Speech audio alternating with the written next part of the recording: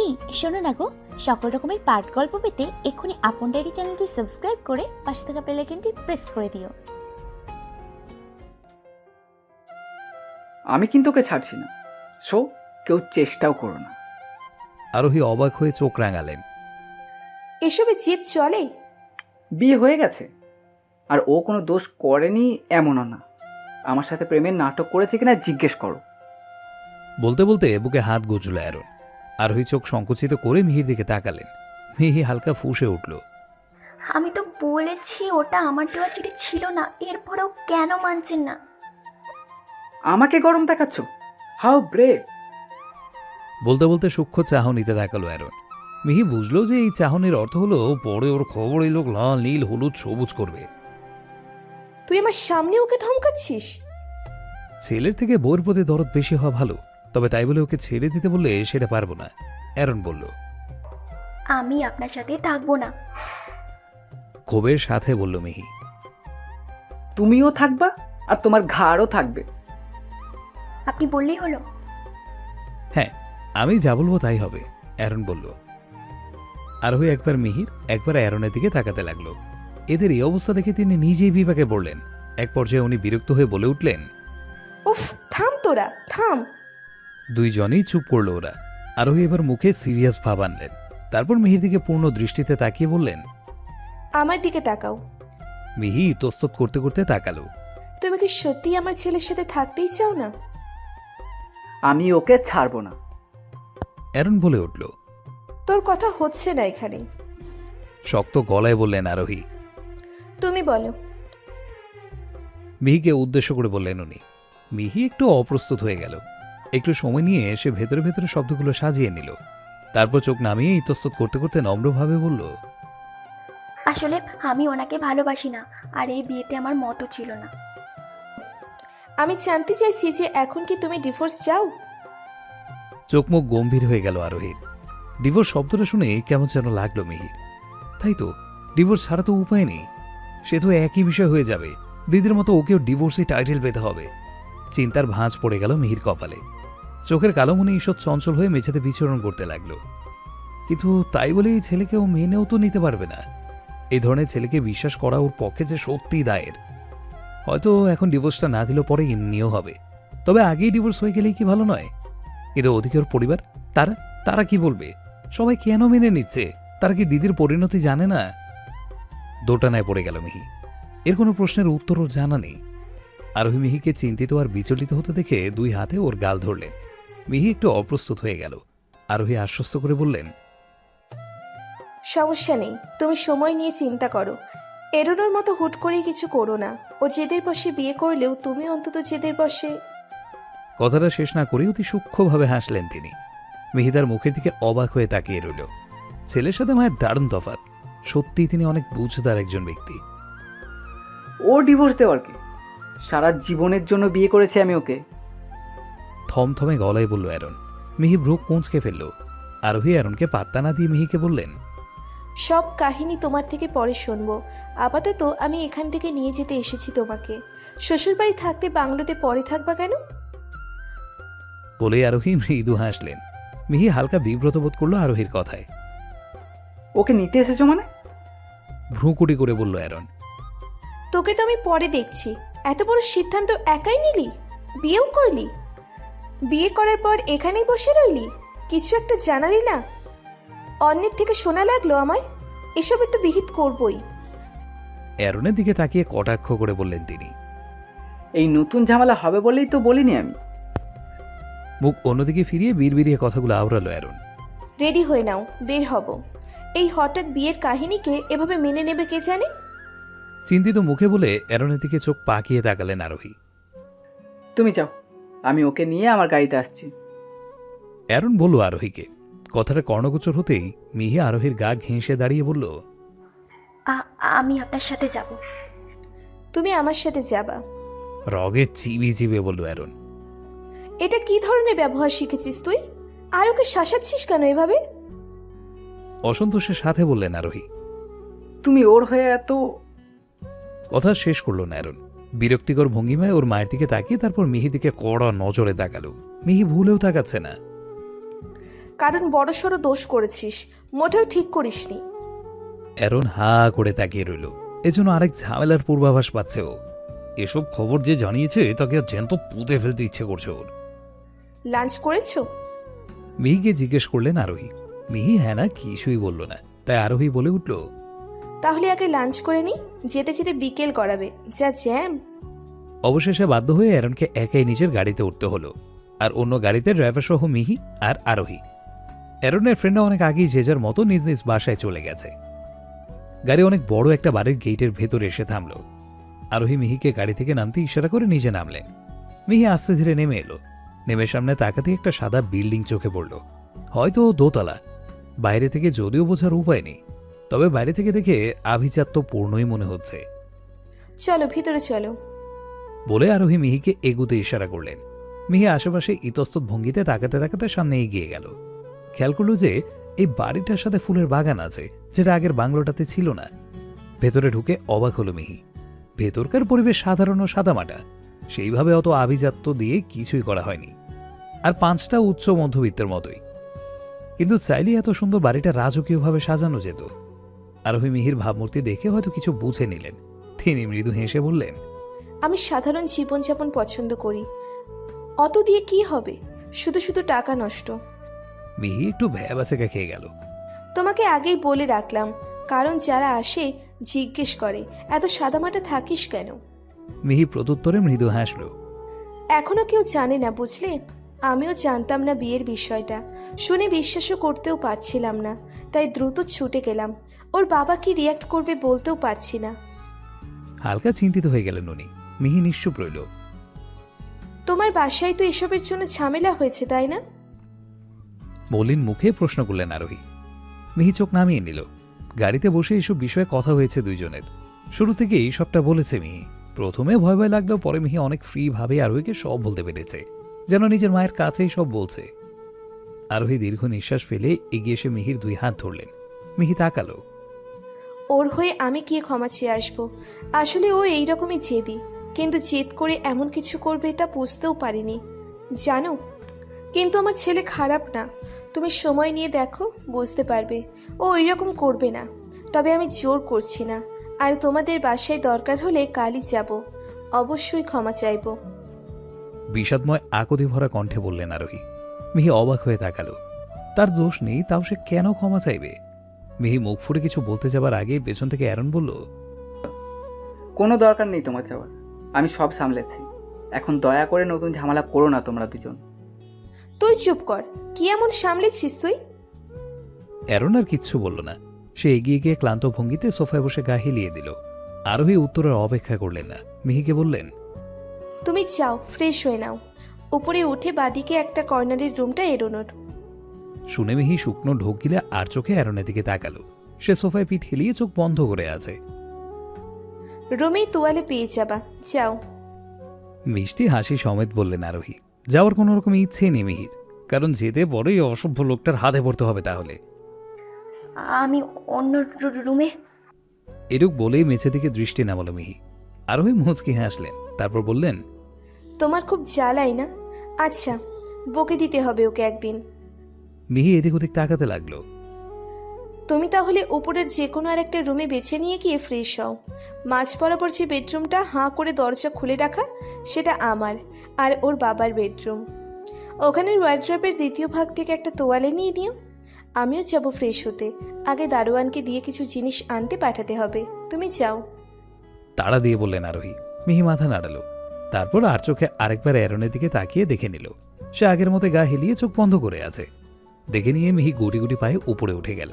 মিহি যেতে Aaron serious ভাবে ওর মাকে বলল, মিহির পরিবার জানে এই বিয়ে ভালোবেসে করেছি আমরা, আর সেটা জেনে এখন মেনেও নিয়েছে তারা। আমি মানিয়েছি। এখন সেখানে গিয়ে এসব কথা তুললে নতুন করে জটলা পাকবে, আর আমি সেটা চাই না।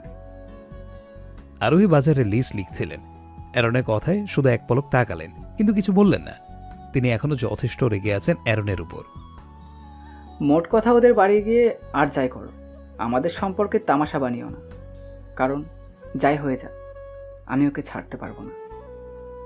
কথাগুলো বলে উঠে দাঁড়িয়ে আরোহীর দিকে গভীর দৃষ্টিতে তাকালো অ্যারন। মুখে কিছু না বললেও ভেতরে ভেতরে বেশ অবাক হলেন আরোহী।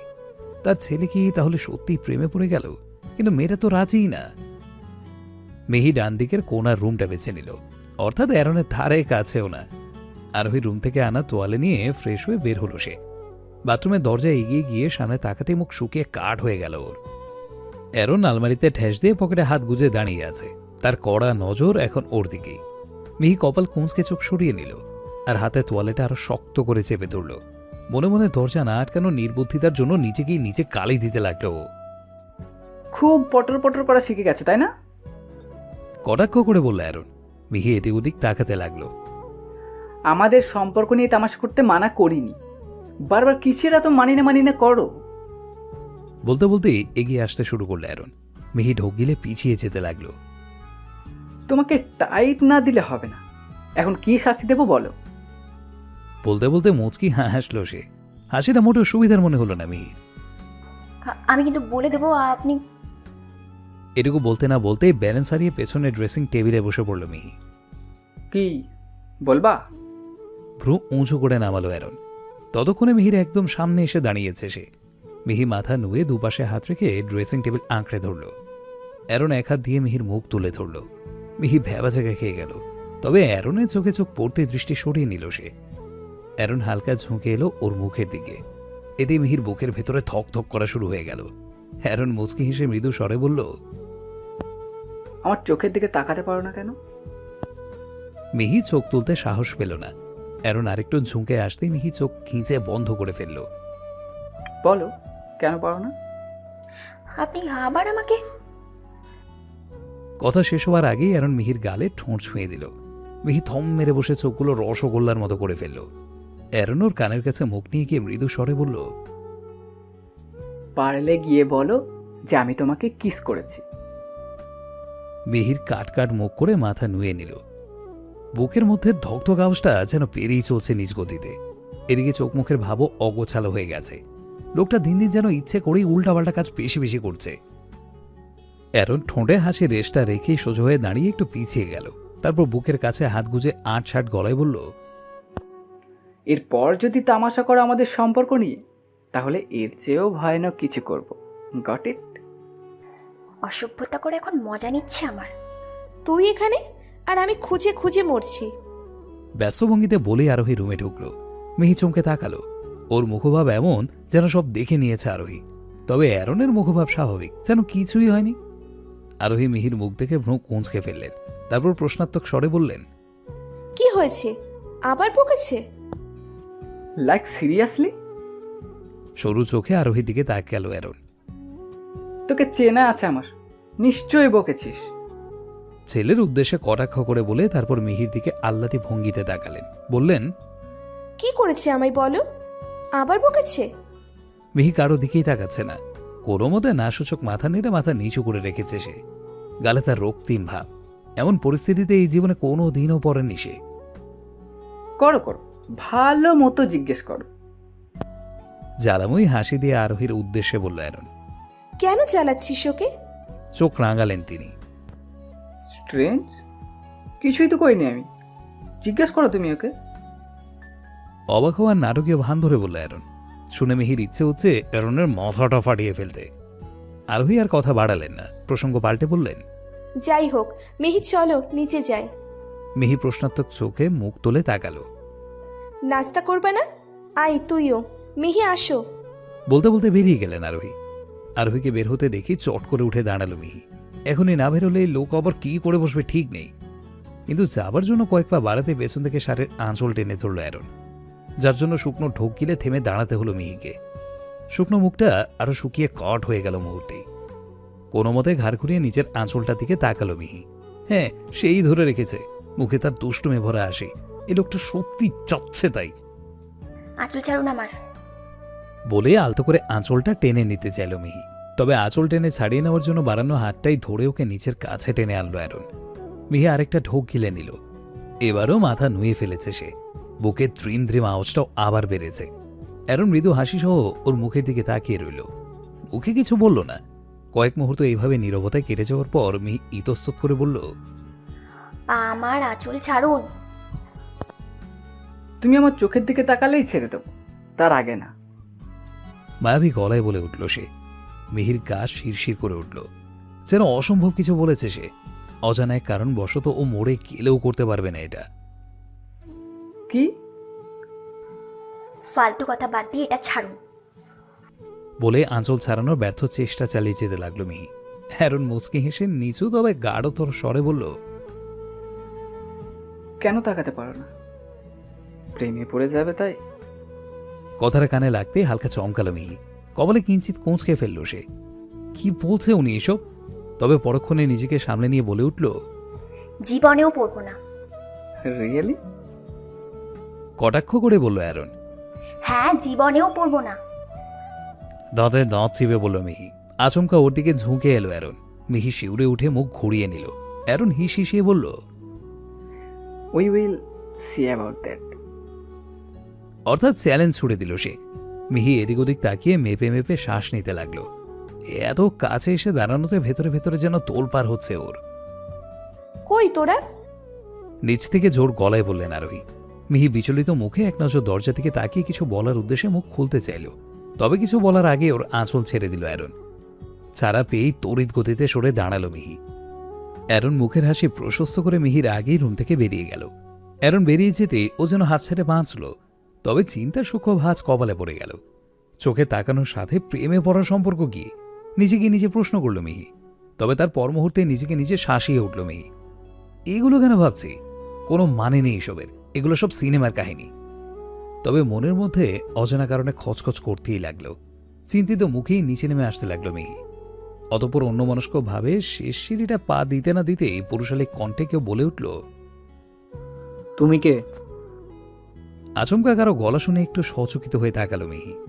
ওর থেকে সামান্য দূরত্বে একটা প্রাপ্তবয়স্ক যুবক স্পোর্টস ব্যাগ কাঁধের পেছনে ডান হাতে ঝুলিয়ে ধরে দাঁড়িয়ে আছে, যার প্রশ্নাত্মক অবাক দৃষ্টি এখন ওর দিকে। মিহিও প্রশ্নাত্মক অগোছালো দৃষ্টিতে ছেলেটার আগাগোড়া দেখে নিল। তার পরনে আকাশি কালো আর সাদা সংমিশ্রণের লং স্লিভ স্পোর্টস জার্সি আর গাঢ় কালো বটম ট্রাউজার, সাথে পায়ে কালচে নীল ধরনের স্পোর্টস জুতো। তার কাঁধের ব্যাগের এক ফাঁকা দিয়ে বেরিয়ে আছে ব্যাডমিন্টন ব্যাটের শেষাংশ, যা স্পষ্টরূপে জানান দিচ্ছে যে এই ছেলে ব্যাডমিন্টন খেলোয়াড়। মিহির আগাগোড়া দেখার ফাঁকেই সে স্পোর্টস ব্যাগটা গা থেকে নামিয়ে হাতে ঝুলিয়ে ধরল। তুই সারাদিন কই ছিলি? হ্যাঁ, সকাল থেকেই তুই গায়েব। কতবার কল দিলাম তোকে, সে খেয়াল আছে? অগ্নি শর্মা হয়ে বলতে বলতে ডাইনিং থেকে এগিয়ে এলেন আরোহী। বলে নিঃশব্দে একগাল হেসে চোখ মারল সে আরোহীকে। আরোহীর রাগ বাড়ল বই কমল না। তিনি আরো কিছু বলার জন্য মুখ খুলতে যাবার আগে সে মিহির দিকে চোখের ইশারা করে বলল, এটা কে? আরোহী একটু শান্ত হবার প্রচেষ্টায় দম নিলেন, তবে তার মুখ এখনো থমথমে। ছোট ছেলের উপর রাগটা সকাল থেকেই, কারণ আজই হঠাৎ করেই তিমিরের মায়ের থেকে অ্যারনের ওরও বিয়ের ঘটনা জেনে হতবাক হয়ে গিয়েছিলেন তিনি। সব জেনে কি করবেন বুঝতেই পারছিলেন না। তার মধ্যে কেউ বাসায় ছিল না। অ্যারনের বাবা শহরের বাইরে গেছে কাজে, কাজের মেয়েটাও দুদিন হয়েছে বাড়িতে গেছে। দারোয়ানের খেজনো অসুস্থ ছিল, তাই সকালে আসেনি। আর ওদিকে ড্রাইভারও গাড়ি রেখে লাপাত্তা ছিল। তার উপর সকালের পর থেকেই ছোট ছেলের খবর তো নেই, সাথে তাকে ফোনেও পাওয়া যাচ্ছিল না। পরে ড্রাইভারকে কোনো মতে ফোন করে ডেকে বাংলোতে রওনা হয়েছিলেন তিনি। মোট কথা সময়কালে কাউকেই পাশে পাননি তিনি আজ, আসলে কোনো দিনই পান না। বড় ছেলে অর্থাৎ অ্যারন তো মাঝে সাঝে 1-2 সপ্তাহ বাসাতেই আসে না, আর ছোট ছেলে রোজ রোজ সকালে গায়েব হয়ে বিকালে বা সন্ধ্যায় হাজির হয়। কে এটা? ভ্রু উঁচিয়ে আবার প্রশ্ন করল সে। তোর ভাইয়ের বউ। থমথমে ভাবটা বজায় রেখে ডাঁটের সাথে ঘাড় নাড়িয়ে বললেন আরোহী। চোখের মুখটা কুঁচকে আরোহীর দিকে তাকালো সে। মায়ের প্রতি ওর মুখভাব বলছে রেগে গেছে ভালো কথা, কিন্তু এটা কি ধরনের মজা ভাই? আরোহী হয়তো ছেলের মুখ দেখে বুঝলেন, তাই কোমরে এক হাত গুছিয়ে সিরিয়াস হয়ে বললেন, বিশ্বাস না হলে তোর ভাইকে গিয়ে জিগা। এটা শুনেও মুখভাবের বিন্দুমাত্র পরিবর্তন হলো না তার, কারণ তার মা রেগে গেলে অনেক কিছুই বলে। তবে আজকের মজাটা একটু বেশি হয়ে যাচ্ছে বলে মনে হলো ওর। তোর বড় ভাইয়ের সাথে সাথে আজও তোরও কপালে শনি আছে। সব উচ্ছনে যাচ্ছে দিন দিন। আজ রাতে ভাত পাবি না তোরা, তুই বেহায়া। ক্ষিপ্ততার সাথে বললেন আরোহী। শুনে এক গাল হাসল সে। বেহাংরা শব্দের মানে বুঝল না ও। তবে সে প্রসঙ্গে না গিয়ে আরোহীকে আরো খেপাতে সে বলে উঠল, পরে তো তুমি নিজেই ডাকবা, আই খেয়ে যা। এতে আরোহী আরও রাগলেন। মা ছেলের খুনসুটি দেখে মিহির বড্ড হাসি পেতে লাগলো, কিন্তু তাও মুখ চেপে নিজের হাসি আটকে রাখলো মিহি, কারণ বিষয়টা হয়তো সিরিয়াস, হাসাটা বেমানান হয়ে যাবে। আরোহী তর্কে না পেরে বিরক্ত হয়ে মুখ ফিরিয়ে নিলেন। ছোট ছেলে বেশি বদ, ওর সাথে কোনো কালেই কেউ পেরে ওঠে না। আরোহী মিহির দিকে তাকিয়ে তাড়া দিয়ে বললেন,